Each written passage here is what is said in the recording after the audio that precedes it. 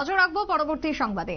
দলীয় সংগঠন যার যার, ভোট সবার, এই স্লোগানকে সামনে রেখে আজকে উত্তর জেলাতে ভোট সম্পন্ন হলো এবং উত্তর জেলার বিশেষ করে পানিসাগর, যুবরাজনগর এই যে পঞ্চায়েত এরিয়াগুলি রয়েছে এই সমস্ত স্থানে আজকে সার্বিকভাবে সুষ্ঠুতে ভোট পর্ব সম্পন্ন।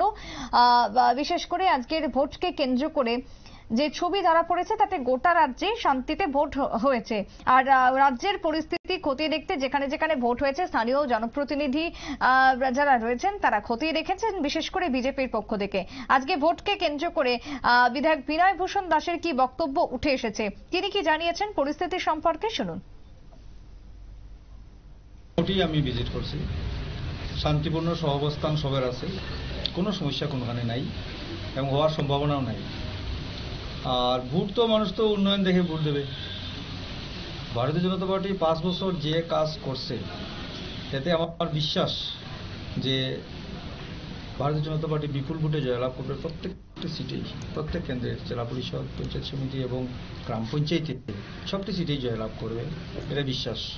এবং এখন পর্যন্ত 60 to 70% ভোট হয়ে গেছে, প্রায় এভারেজ সব সেন্টারেই হয়ে গেছে। আর জিতবে এটা কোনো সন্দেহ নাই, শান্তিপূর্ণভাবে হইতেছে।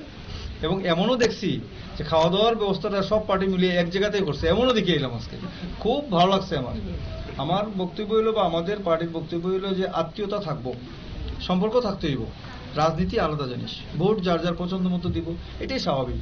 এবং এইটা যেন দীর্ঘস্থায়ী হয়, সারা জীবন যাতে এইরকম পরিস্থিতি থাকে আমাদের মধ্যে, এবং এটা খুব ভালো লাগছে। নিরাপত্তাজনিত ব্যাপারে কত আপনারা শুনলেন বিজেপির পক্ষ থেকে যে বক্তব্য উঠে এসেছে, বিধায়ক বিনয় ভূষণ দাসের কথা শোনালাম। তবে উন্নয়ন কতটা হয়েছে তা মানুষই বলবে, উন্নয়ন হয়েছে বলে ভোট দিচ্ছেন সাধারণ মানুষ, এমনটাই দাবি করেছেন বিজেপি বিধায়ক বিনয় ভূষণ দাস। ছোট্ট একটা বিরতির পর ফিরে আসবো, সঙ্গে থাকুন।